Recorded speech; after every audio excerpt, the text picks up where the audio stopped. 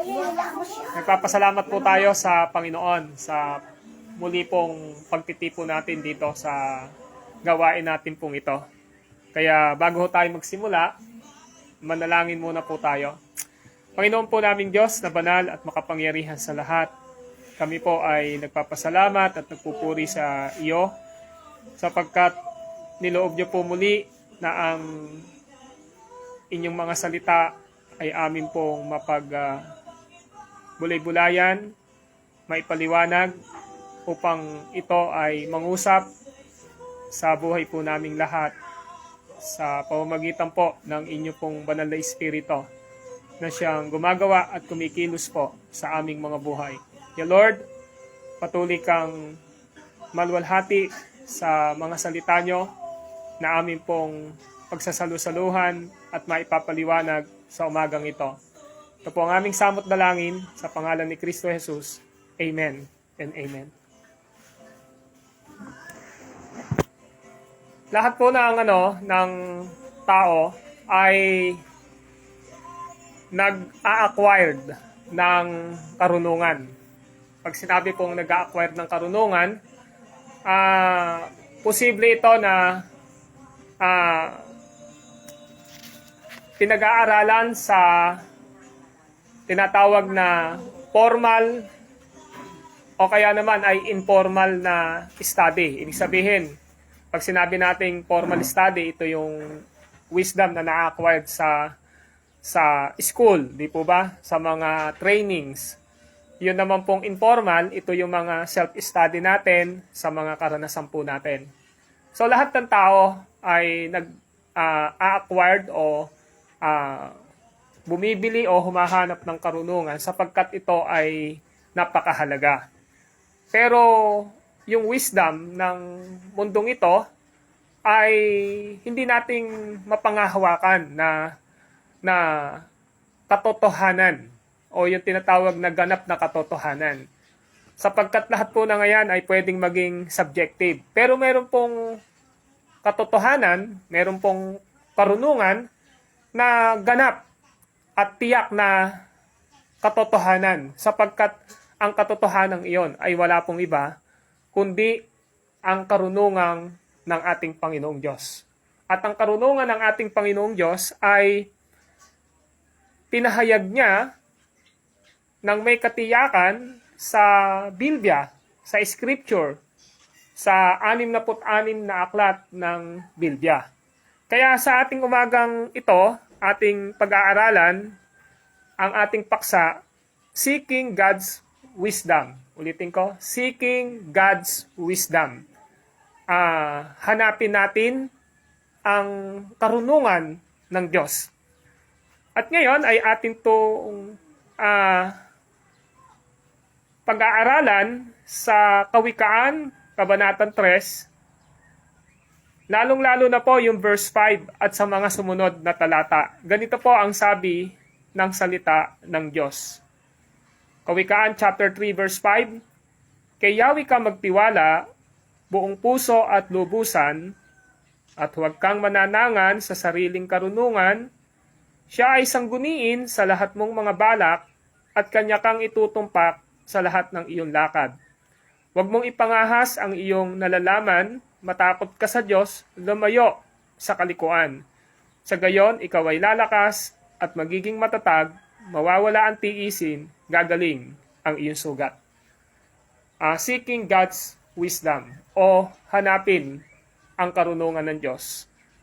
Ang sumulat po ng Kawikaan o Proverbs ay ina-attribute ito kay King Solomon. Na kung saan si King Solomon ay maraming taon na naging hari ng Israel at kapag binasa natin yung mga kasaysayan niya sa unang hari, ikalawang hari, makikita natin na yung pabor ng Diyos ay binigay sa kanya. Katunayan, pinapakita na si Solomon ay isang typology ng ating Panginoong Jesucristo sapagkat sinabi ng Panginoong Diyos sa isang pagkakataon na yung karunungan na ibibigay ng Diyos sa kanya ay walang makakampantay sa kanyang kapanahunan. Kaya yung wisdom na ibinigay ng Diyos sa kanya ay napaka ganap at karunungang talagang mula sa ating Panginoong Diyos. Nasabi ko na typology si Solomon ng ating Panginoong Jesucristo sapagkat in the Old Testament, yung mga ginagawa doon and even yung mga kings na nilalagay ng Panginoong Diyos, even mga priests, ano, ay lagi itong nagpapakita ng pagkukumpara sa ating Panginoong Hesukristo.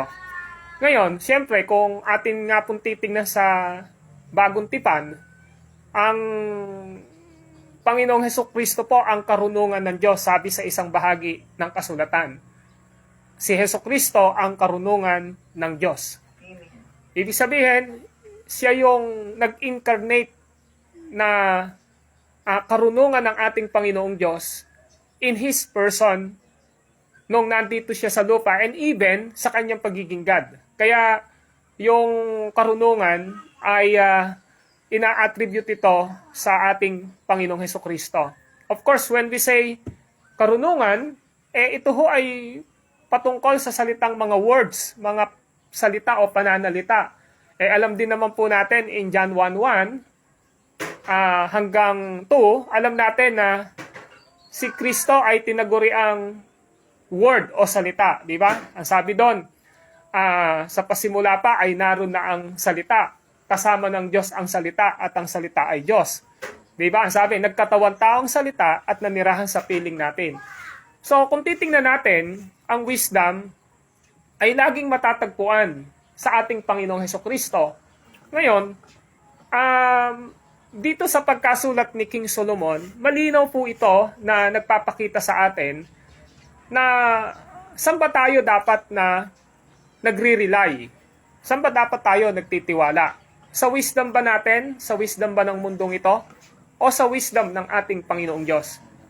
Dahil sa wisdom po ng Panginoong Diyos. Dahil ang kawikaan po ay hindi lang siya basta doctrinal and theological, but it is also practical. Kung paano natin ipapamuhay yung buhay natin sa panuntunan ng ating Panginoong Diyos. So sabi ho sa verse 5, kay Yahweh ka magtiwala, buong puso at lubusan, at huwag kang mananangan sa sariling karunungan. Kung mapapansin nyo, ang unang gustong ipakita rito ng Word of God through King Solomon, kanino ka ba talaga magtitiwala? Kanino ka dapat magtitiwala? Usually po, yung word na tiwala dito, sa English, trust. Kaya nga sabi rito, trust in the Lord. Trust in the Lord, sabi rito, ng buong puso at lubusan. Pero tingnan muna natin, kapag po kasi sinabi na trust, tiwala, hindi ho ito basta magtitiwala ka lamang. Di po ba? Kailangan meron ka munang knowledge.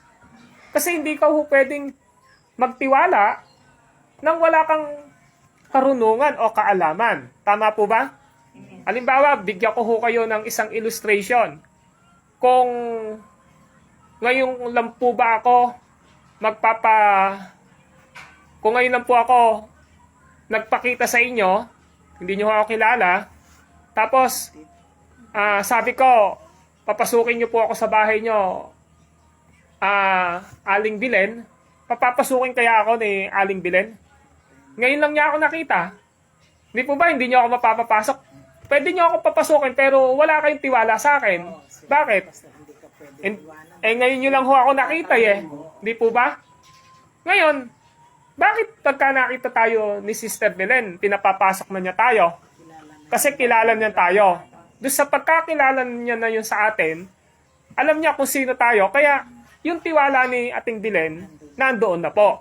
Ngayon, eto ho yung gusto nating ipaunawa dito. Nung sinabi ni Haring Solomon na kay Yahweh ka magtiwala, ang gusto niya hong ipakita rito, yung salitang tiwala, hindi ho basta nangyari yon. May pinagmulan po yon. At ang unang pinagmulan po nun ay knowledge, kaalaman. So yung kaalaman na yon, yun yung naglalagay sa atin upang magtiwala tayo sa Diyos. Kaya yung una nating dapat alamin sa buhay natin, meron ba tayong karunungan kung sino ang Diyos kung sino si Jesus at kung ano ang kanyang kapangyarihan, kung ano ang kanyang karapatan sa buhay ng bawat isa sa atin. So, ngayon, yung karunungan po na yon, yun yung nasa banal na kasulatan. Kasi, wala naman pong magiging ganap o pinakatama na salita, kundi ang salita lamang po ng Diyos. Kasi, wala hong kasinungalingan ang salita ng Diyos sapagkat ang Diyos po natin ay Diyos po siya na katotohanan. Kaya nga ho, kung ating titingnan ngayon, yung sinabi ngayon ni Haring Solomon, kay Yahweh ka magtiwala. Yung tiwala po natin sa Diyos, response lang po yon ng pagkakilala natin sa Diyos. Amen. Kaya mahalaga po na unan muna nating maintindihan dito sa ibang bahagi ng doktrina o teolohiya. Ang tawag po dapat dito ay meron tayong tinatawag na saving faith or biblical faith. Ano ba yung biblical faith?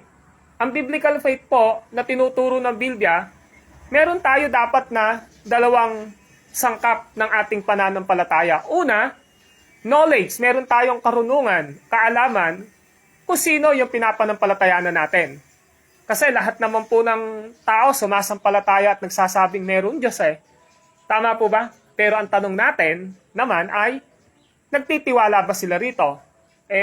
Kahit po ang diablo ay sumasampalataya at nanginginig pa. Sabi ho ng Book of Santiago, di po ba? Pero ang problema po doon, hanggang pagkakilala lang sa Diyos. Kasi alam naman natin na si Lucifer at saka yung 1/3 na angel po sila dati.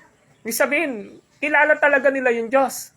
Pero dahil nagrebelde sila, kilala nila ang Diyos, may karunungan sila na sa Diyos, pero ano yung nawala ho sa kanila? Yung trust, di ba? Yung tiwala, kaya nagrebelde sila sa Panginoong Diyos. So, ganun din po tayo. Kailangan, yung pananampalataya natin, yung relationship natin sa Diyos, yung relationship natin sa Panginoon, unang-una sa lahat, may kaalaman tayo, may knowledge tayo sa banal na kasulatan kung sino ang Diyos. At pangalawa, hindi lang basta tayo may karunungan, kundi meron din po tayong pagtitiwala sa Diyos sa pamamagitan ng kanyang salita. Yun ang ibig sabihin po rito, kay Yahweh ka magtiwala. Hindi lang ho kalahati ng puso natin, kundi ng buong puso, ng lubusan. Ganap-ganap po. Ngayon, para po maintindihan natin, kasi hindi ho natin magiging motivation ang mamuhay sa karunungan ng Diyos o paghanap sa karunungan ng Diyos hanggat hindi ho natin muna naiintindihan kung ano ba yung basic, yung pangunahing karunungan na dapat muna nating maunawaan. Kasi kapag hindi ho natin naintindihan na yung karunungan ng Diyos ay walang iba kundi yung pinakamahalagang aral niya, magkakaproblema po tayo kasi yung karunungan ng Diyos, pag sinabi ho natin yung wisdom ng Panginoong Diyos, ito ay nagsisimula muna sa pagkakilala natin kung sino yung Diyos at kung sino tayo sa kanyang harapan. Ang problema po, may namamagitan po sa tao. Ang namamagitan sa tao, kasalanan. Tama po ba? Ang Diyos po ay banal, ang tao ay makasalanan. Ngayon, ano yung namamagitan? Kasalanan. Ngayon, para po ang tao, magkaroon siya ng totoong kaalaman, magkaroon siya ng totoong tiwala sa Diyos, yung sinasabag na pananampalatayang meron siya na nakapagliligtas, kailangan maintindihan muna niya yung basic teaching ng Biblia. Ito si Pablo, sinabi niya. Sa unang Korinto, kabanatang 15. Ano sabi ni Apostol Pablo doon? Sa verse 1 hanggang verse 4. Pakinggan niyo po. Ibinigay ko sa inyo ang pinakamahalagang aral na tinanggap ko rin. Si Pablo, meron siyang sinabi na pinakamahalagang aral na tinanggap ko rin. Oh, of course, kapag sinabi nating aral, galing po sa salitang English ito na teaching. At kapag kami aral na natanggap ang isang tao, ito ay isang karunungan. Kaya ang sabi niya, ibinibigay ko sa inyo ang pinakamahalagang aral na tinanggap ko rin. Pag sinabing pinakamahalagang aral po, wala na pong pwedeng ikumpara doon. Yun na ang pinakamahalagang aral eh. Di po ba? Pag sinabing mahalagang aral, medyo yung level hindi ganun kabigat, ka-imperative. Pero pag sinabing pinakamahalagang aral, siya na yung pinaka-supreme, mataas. Pinaka. Ito yung sabi ni Paul sa 1 Corinthians 15. Sabi niya, ibinibigay ko sa inyo ang pinakamahalagang aral na tinanggap ko rin. Na si Kristo'y namatay, ayon sa kautusan, siya'y nilibing, at muling nabuhay, ayon sa kasulatan sa ikatlong araw. So kay Pablo, ang una muna na aral na dapat matanggap ng isang tao kung wala pang relasyon sa Diyos, ay patungkol kay Kristo. Ano daw yung pinakamahalagang aral? Patungkol kay Kristo. Sino ba si Kristo? Well, una, dapat nating maintindihan yung dalawang nature ni Jesus Christ. He is a second person, meron siyang isang persona, pero may dalawa siyang katangian. At ano yung katangian ni Jesus Christ? Siya ay Diyos at siya'y tao. Man, God po siya. Bakit siya naging man and God? Malinaw muna na dapat ma-establish sa buhay natin na si Jesus Christ ay Diyos. Kasama siya sa isang Diyos sa tatlong persona at siya ay bugtong na anak ng Diyos. Sabing gano'n, begotten son. Well, ang salitang begotten son ay galing po sa salitang Griego na homogenes, na ang kahulugan po ay same genes. Pag sinabi nating same genes, iisa po yung kanilang katangian. Halimbawa, sa John chapter 10, verse 30, ang sabi ni Jesus Christ, ako at ang Ama ay iisa. Iisa sila sa pagiging Diyos, pero may distinction sila sa pagiging person. Ngayon, dapat nating maintindihan muna na yung wisdom na meron tayo, si Jesus ay Diyos. Malinaw po yan sa Hebrew chapter 1 verse 3, na kung ano ang Ama, ay ganun din ang anak. Malinaw po yan sa Pilipos chapter 2, na bagamat siya Diyos, hindi siya nagpilit na manatiling kapantay ng Diyos, bagkus hinubad niya ang katangian ng pagka-Diyos. Sabi ng John 1:1, sa pasimula pa'y naroon na ang salita, kasama ng Diyos ang salita at ang salita ay Diyos. Sabi ng Colossus chapter 1 verse 15, sa pamamagitan ni Jesus ng anak, nilikha ang lahat ng nasa sangkatauhan, sa sanlibutan. So ibig sabihin, siya ay Diyos. Pangalawa, he is a man. Bakit siya nagkatawan tao? Bakit siya naging man? Kasi person siya. Ano yung purpose? Bakit siya nagkatawan tao? Malinaw naman po, sa Pilipos chapter 2, na para mamatay siya sa cross. Kaya yung kamatayan niya sa cross, ay nagpapakita talaga ito na siya ay totoong tao na namatay sa cross. Bakit siya namatay sa cross? Doon po pumasok ngayon, yung unang Korinto, kabanatang 15, na yung mahalagang aral patungkol kay Kristo. Na siya'y namatay sa cross para sa ating kasalanan, nilibing pero muling nabuhay para sa ating kaligtasan.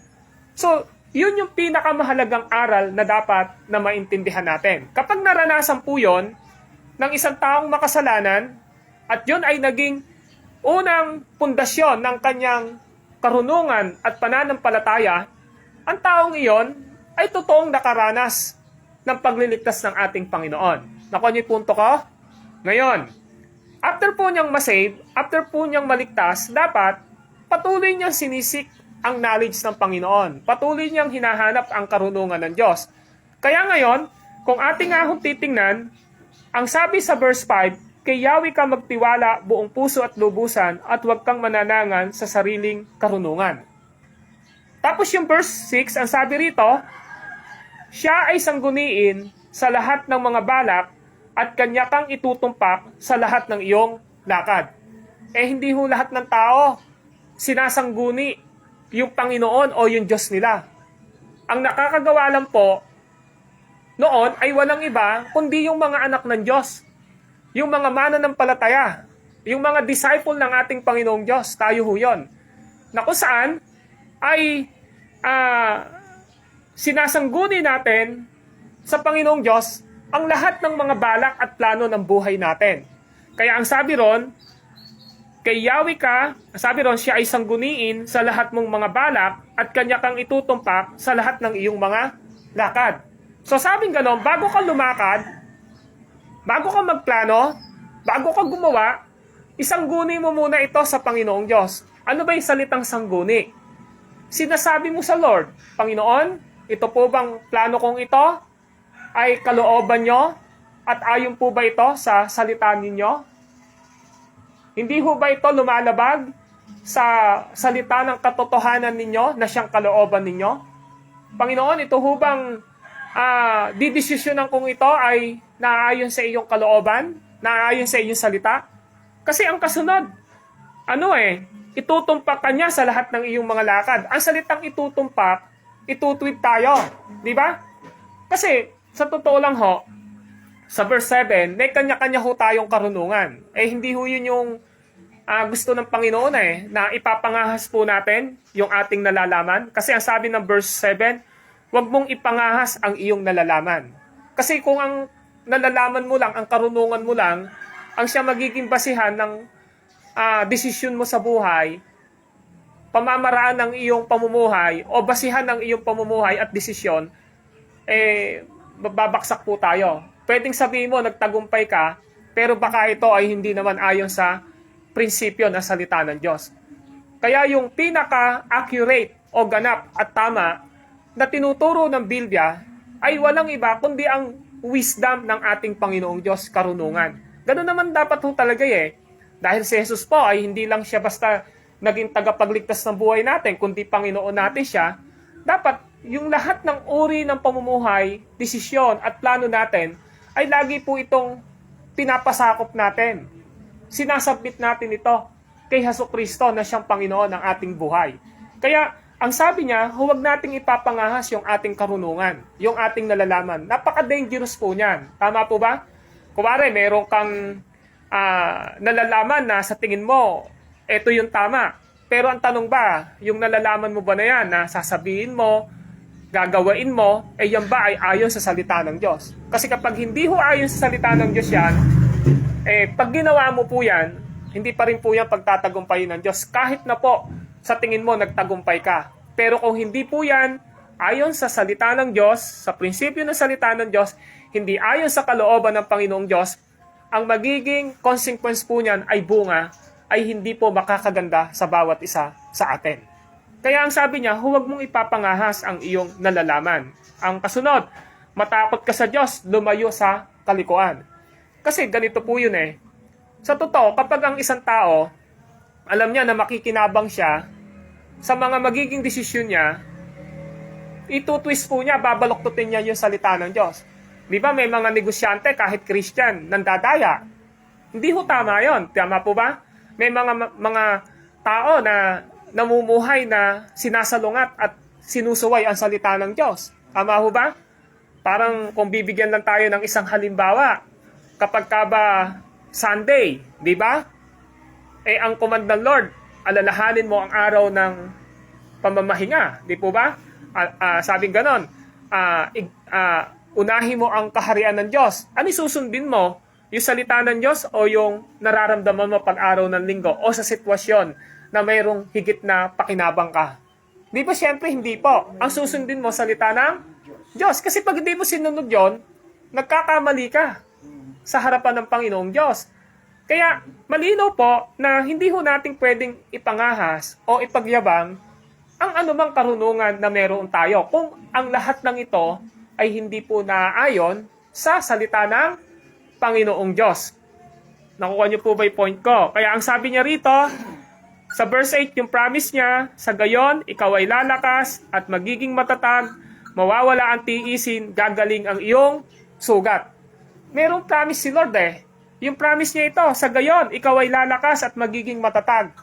Ang salita ho ng Diyos, ang karunungan ng Diyos, ay nagbibigay ho sa atin ng kalakasan. Amen po ba? Ang salita ng Diyos ay nagbibigay sa atin ng katatagan. Yun ho yun. Ibig sabihin po yun. Kapag tayo ay namumuhay at inuuna natin ang salita ng Diyos, binibigyan tayo ng kalakasan ng Diyos. Tama po ba? Binibigyan niya tayo ng katatagan. Ito pa'y karugtong. Mawawala ang iyong tiisin. Gagaling ang iyong sugat. Kasi bakit? Kasi hindi po natin pinag-uusapan dito yung gusto lang natin o yung titingnan ng tao sa atin. Ang lagi nating iniisip dito, yung gusto ng Diyos. At yung sa paningin ng Diyos, tayo ay nagbibigay ng karangalan sa Kanya. Kahit sa mga taong nakapaligid sa atin, kahit na may komento sila, dahil hindi natin ginawa ang mali, kundi ang ginawa natin ay tama, nagtagumpay pa rin tayo doon. Bakit? Kasi si Lord naman po ang sinunod natin, hindi ang tao. Kasi meron tayong gagawin sa buhay natin, na dahil sa pagsunod natin sa salita ng Panginoong Diyos, may mga tao po na hindi mapiplis sa atin. Tama? Hindi matutuwa. Kasi bakit? Hindi naman nila ho naiintindihan yun eh. Tayo naiintindihan natin na ang una nating gustong maparangalan, ang gusto nating sundin sa buhay natin, ay ang ating Panginoong Diyos, ang ating Panginoong Jesucristo, ang salita niya, sa pamamagitan ng kapangyarihan ng banal na Espiritu. Hindi po ang tao. Amen? Ngayon, para maintindihan natin, Pastor, Brad, saan ko po ba talaga malalaman ang katotohanan? Saan ko po ba dapat matatagpuan ang karunungan ng Diyos na dapat kong hanapin? Ang sabi ho doon ay walang iba kundi sa Scripture. Kaya pag pinag-aralan niyo ho yung awit 119, mahaba, yun po ang pinakamahagang chapter ng Biblia. Yung awit 119, lahat po doon nakalagay. Ang salita mo ay tanglaw sa daan na aking lalakaran. Yun yung nakalagay. Ang salita mo ay walang dungis ng kamalian. Ang salita mo ay perpekto at dalisay. Yung awit 119, tumutukoy po yun sa salita ng Diyos, sa kautusan ng Panginoon. Just imagine, yun po ang mayroong pinakamahaba na kabanata. Tingnan natin kung ilang verses ang awit 119. Halimbawa lang, gusto ko lang ipaunawa sa inyo. Yung awit 119, mapakahaba po ng chapter na ito, mayroon pong 176 na verse. Just imagine, 176 na verse sa isang chapter lang. Pero lahat po tinalakay doon ang kautusan, ang salita ng Diyos. Kung ano ang magiging bunga ng hindi natin pagsunod sa salita ng Diyos, kung ano naman ang magiging bunga na maganda sa pagsunod natin sa salita ng Diyos. Doon ho lahat matatalakay yun, 176 na talata. Ngayon, para maintindihan natin na ang salita ng Diyos ay walang iba kundi ang Biblia. Dito ho ako magtatapos, mga kapatid. Sa 2 Timothy chapter 3, verse 15. Painggan niyo po. Mula pa sa pagkabata, alam mo na ang banal na kasulatan ay nagtuturo ng daan ng kaligtasan sa pamamagitan ng pananalig kay Kristo Jesus. Lahat ng kasulatay, nasihan ng Diyos at magagamit sa pagtuturo ng katotohanan, sa pagpapabulaan sa maling aral, sa pagtutuwid sa likong gawain, at sa pag-akay sa matwid na pamumuhay.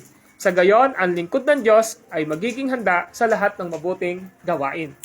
Bagamat ito po ay sulat ni Pablo kay Pastor Timothy, pero generally, applied yung principle nito sa lahat ng Kristiyano. Sabi niya kay Timothy, kung ang pag-uusapan ay ang kaligtasan ng tao mula sa patungong impyerno, kapag hindi naligtas at papunta sa kalangitan para maligtas, ang sabi niya sa verse 15, yung banal na kasulatan, yung scripture, ang sabi ron ay nagtuturo ng daan ng kaligtasan sa pamamagitan ng pananampalataya kay Kristo. So sinasabi ni Paul, kapag ang usapin, yun ho kasi pinakamahalaga sa atin yung kaligtasan, yung buhay na walang hanggan. Tama po ba? Kasi kahit punong-puno ho tayo ng karunungan, sabihin na natin na pag-aral mo yung mga anak mo ng teacher, di ba? 4 na taon, na pag-aral mo sila ng masteral, may doctorate pa sila, magaganda yung profession nila, pero kung wala silang kaligtasan, saan pa rin po sila pupunta pag namatay? Saan po ating bilin? Langit o impyerno? Pag walang relasyon sa Diyos, saan pupunta? Sa impyerno. Kaya yung karunungan ng mundo, hindi ho yun ang basihan patungo sa kalangitan, kundi ang basihan para ang tao ay pumunta sa kalangitan ay unang-una sa lahat, sino si God sa kanyang buhay? Sino si Kristo sa kanyang buhay? Saan nyo natagpuan ang karunungang iyon? Sa Biblia po. Kaya ang sabi niya, kay Timothy, sabi ni Paul, yung banal na kasulatan, ang laman niyan ay kaligtasan patungkol kay Kristo. Kapag ang makasalanan ay sumampalataya kay Kristo sa kanyang kamatayan sa krus, sa pamamagitan ng pagpapaliwanag ng kasulatan, ay meron siyang kaligtasan na mararanasan. Ngayon, pagkayari niyang maligtas, saan gamit ngayon ang kasulatan? Ang sabi rito ay ito, pakinggan niyo sa verse 16. Magagamit sa pagtuturo. Wala akong pwedeng ganap na magturo sa atin, kundi ang Panginoong Diyos. Pwede kang turuan ng matatalinong teacher, ng professor, tama po ba? Pero, yun po ay praktikal. Maaring science siya, pero malamang prospektibo yon ng siyensya ng mundo. Pero ang isang aral na galing sa kasulatan ay hindi lang pansamantala ang kapakinabangan, kundi eternal. May kinalalaman sa kabilang buhay natin. May kinalalaman sa walang hanggang buhay ng ating kaluluwa. Kaya ang sabi ron, magagamit sa pagtuturo ng katotohanan, sa pagpabulaan sa maling aral, sa pagtitwid sa likong gawain, at sa pag-akay ng matuwid na pamumuhay. So kapag ang salita ng Diyos, hinanap natin, ano yung mangyayari po? Tuturuan po tayo ng katotohanan. Minsan, di ba, kahit Christian na, may kasinungalingan pa Pero ang Biblia, ang Diyos, nagsasabi ng katotohanan. Ang Diyos at ang Biblia, kapag may maling aral at ginagawa tayo, itutwid niya tayo. Amen? Kapag ang Diyos at ang Biblia ay inaral natin, ano yung gagawin dito? Aakay na tayo nito sa matuwid na pamumuhay. Amen po ba? Pangatlo, ano yung magiging bunga kaya nito kung ang salita ng Diyos ay inuuna natin at pinapamuhay natin? Ang sabi rito, tayo'y magiging handa sa lahat ng mabuting gawain. May magiging bunga. At ano ho yung bunga nito? Good works. Ang ano yung magiging bunga nito? Dahil nasa atin ang banal na espiritu, bunga ng kaligtasan, ay ang good works o mabubuting gawa. Hindi ho tayo gumagawa para maligtas kundi gumagawa tayo dahil sinusunod natin ang salita ng Diyos at ang kapangyarihan ng banal na espiritu sapagkat tayo ay ligtas na. Amen po ba? Ang good works po ay bunga dapat ng ating kaligtasan. Hindi po tayo gagawa ng good works para maligtas, kundi yung good works po ay bunga po ito ng ating kaligtasan, pag-a-apply ng salita ng Diyos sa tulong ng banal na espiritu sa ating mga buhay. Amen po ba? Kaya malinaw po dapat sa atin na mga kapatid, we need to seek God's wisdom. Amen? Yung wisdom ng Lord, yun yung dapat na dinidesire natin. Sapagkat pag dinesire natin ito, alam po natin na by the grace of God and by the help and illumination of the Holy Spirit sa buhay natin, makakapamuhay po tayo ng may pagtatagumpay sa araw-araw ng buhay natin. Kasi po, yung salita ng Diyos, yon ang nagiging gabay at mensahe ng banal na espiritu sa atin upang magpatuloy tayo sa pananampalataya natin sa ating Panginoong Hesukristo. Ngayon, ang tanong ko lang po, paano ba natin ngayon binibigyan ng oras yung pagsisik natin ng karunungan ng Diyos? Napakasimple lamang po naman, pero minsan kailangan tayong palalahanan. Dapat tinuturo ng banal na kasulatan kay Joshua, di ba? Pagdili-dilian natin, pagnilay-nilayan natin, pagbulay-bulayan natin. Alin? Ang salita ng Diyos sa gabi't araw. Tama po ba? Every day, kailangan po natin ng salita ng Diyos. Wag po nating hayaan na hindi natin nabibigyan ng oras ang salita ng Diyos. Sapagkat kapag nagbabasa po tayo ng salita ng Diyos, ng may tamang puso, ang Diyos po natin ay nangungusap sa atin sa pamamagitan ng written word. At ito nga po ang Biblia. Yung mga nababasa natin, nangungusap po ang Panginoong Diyos. Amen po ba? So, nasa inyo po yon. hawak nyo po yung oras ninyo, kailangan nyo pong ayusin yung time management ninyo, na maglalaan po kayo ng oras. At kung susundin po natin si Josue, ang sabi ron, pagbulay-bulayan natin to, araw at gabi, di po ba? Kailangan naglalaan po talaga tayo ng oras para pagbulay-bulayan ang salita ng Diyos.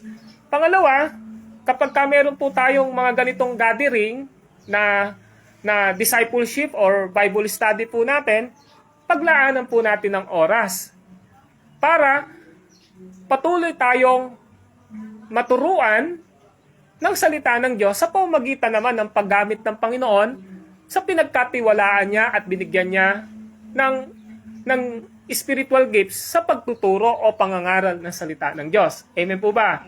At wag na wag po nating kalilimutan na ang instrumento ng ating Panginoong Diyos upang ikaw ay lumago sa pananampalataya mo, sa karunungan, sa kaalaman, ay pinagkatiwala ka niya at inilagay ka niya sa kanyang katawan. Ito yung ating local church. Amen po ba? Na sa local church po na yon ay may mga ginagamit ang Panginoong Diyos na tagapagturo, tagapagpaliwanag, na siyang nagsasanay sa atin sa pamamagitan ng kanyang mga salita upang tayo naman po ay lumago sa pananampalataya at habang lumalago tayo ay patuloy nating nadidiskubre ang mga spiritual gifts and talents natin na pwede nating gamitin sa paglilingkod natin sa ating Panginoong Hesukristo. Upang mapatibay pa ang kanyang iglesia, ang kanyang church. Maging bahagi tayo sa paglago ng kanyang church. Yun ang gusto kong ipakita. Ngayon, kung titingnan ho natin, bakit may mga mananampalataya na parang hindi nag-growth o kung mag-growth man sa pananampalataya ay mapakabagal? Bakit may mga nagsasabing mananampalataya hindi ho nakakapaglingkod nang may commitment sa Panginoong Hesukristo at sa kanyang church? May problema po yun. Kasi, sabi ni Jesus Christ sa Matthew chapter 4, hindi lang tayo nabubuhay sa tinapay. Amen? Kundi sa bawat salitang namumutawi sa bibig ng Diyos. Ibig sabihin, kung ang tinapay po sa simpleng usapan sa panahon ni Jesus Christ ay pagkain nila, sa atin ngayon bigas o kanin, kapag hindi ka kumain ng magkakaroon ka po ng lack of deficiency sa iyong katawan, di po ba? Kaya si Jesus Christ sinasabi niya, para ang isang tao ay maging spiritually healthy sa kanyang spiritual na aspeto, kailangan po niya ng salita ng Diyos. Di po ba kahit naman po sa Book of Hebrew, ang sabing ganon, dapat hindi lang kayo kumakain ng gulay, di ba? Dapat kinakain nyo ay matitigas na. Dapat tagapagturo na kayo, pero hanggang ngayon hindi pa kayo nagagamit ng Lord sa pagtuturo. Bakit po? Kasi dinidesire nyo lamang ay ang mga hindi kayo nagle-level up sa inyong maturity sa kaalaman at karunungan sa salita ng Diyos. Ang punto natin ay ganito, mga kapatid. Kung dinidesire natin palagi si God sa buhay natin para ma-please siya, para mapaglingkuran siya, kailangan din po nating i-desire sa puso natin ang kanyang salita na siyang mensahe niya sa atin kung paano tayo mamumuhay at kung paano tayo maglilingkod na bunga ng lalo pa nating pagkakilala at pagtitiwala sa kanyang mga salita. At kung meron man po tayong kakulangan sa Diyos, sa mga bagay na nabanggit, pinahintulutan ng Lord na marinig at mapag-aralan natin ito upang nasa ganoon po mga kapatid, ay iwaksin natin ang mga nagiging habit natin sa buhay natin na hindi po nagiging kalugod-lugod sa harapan ng Panginoong Diyos. Mga kapatid, ang pag-aaral po ng mga apo ninyo, ng mga anak ninyo, napaka-expensive. Tama po ba? Magkano yung mga tuition fee? Magkano yung mga allowances? Magkano yung mga projects nila? Simple lang naman yung gusto natin. Bakit sila nag-aaral? To acquire knowledge. Informality. Tama po ba? Bakit? Kasi piniprepare natin sila para magkaroon sila ng bright future and good future. Di po ba? Pero alam nyo po ba na ang pinaka mahalaga na karunungan na dapat na ibinibigay natin sa sarili natin at sa mga anak natin, sa kapamilya natin, ay wala pong iba, kundi ang Diyos at ang kanyang salita. Sapagkat ang salita ng Diyos ay nagbibigay ng kaligtasan sa pamamagitan ni Kristo at nagpapakilala kung sino tayo sa kanyang harapan. Buti nga po ngayon, ang salita ng Diyos, free po na naririnig natin. Ito po ba? Dapat logically maintindihan natin. Bakit kayo nag-uubos ng pera sa pag-aaral ng mga anak ninyo? Temporal lang naman po yun, di po ba? Dito lang sa lupa. Pag kinuha mo ng, pinag-aral mo ng teacher, inhinyero, arkitekto, lawyer, doktor, dito lang po magagamit yun eh. Pero of course, pag Christian sila, pwede nilang gamitin yun as a means para makapag-share sila. Pero ang punto de vista ko po doon, yung wisdom na may effect, hindi lamang po dito ngayon sa buhay natin, kundi sa eternal, yun po yung pinakamahalagang aral. At yun po ay walang iba, kundi ang Diyos ang kanyang salita at ang ebanghelyo ng ating Panginoong Hesukristo. Amen? Kaya salamat sa Lord, napaka-available ng banal na kasulatan ng Biblia. May mga ginagamit siya na pumupunta sa mga tahanan, may mga ganitong gawain, at meron pang online na nakakasama tayo ngayon, sa online natin ngayon, na kahit nasa abroad sila, nakakarinig sila. Dahil napakahalaga po ng salita ng Diyos sa buhay ng tao. Tayo po'y manalangin. Panginoong Diyos na banal at makapangyarihan sa lahat, kami po ay nagpapasalamat at nagpupuri sa inyo sapagkat bagamat alam namin na kapag tinitingnan namin ang mga kinreate nyo sa mundong ito ay napapaisip kami at napapamangha kami sa pagpapakita na kayo ang Diyos ng may likha nito. Pero Lord, yung pinaka nais ninyo na magpakilala ng inyong pagiging Diyos sa aming mga buhay ay wala pong iba kundi ang Scripture o ang Bible. Ang 66 books, doon nyo pinakilala ng ganap at accurate ang pagiging Diyos ninyo from Old Testament to New Testament. Dito nyo pinakita kung paano kayo nagliligtas sa mga makasalanan. Dito kayo nagbibigay ng karunungan sa banal na kasulatan kung ano ang dapat na maging pamamaraan ng aming pamumuhay. At dito nyo rin pinapakita kung ano ang tao sa inyong harapan, sa kanyang pagiging makasalanan, at sa kanyang kapahamakan sa impyerno, at ang kaligtasan para sa buhay na walang hanggan sa kalangitan sa pamamagitan ni Jesus Christ.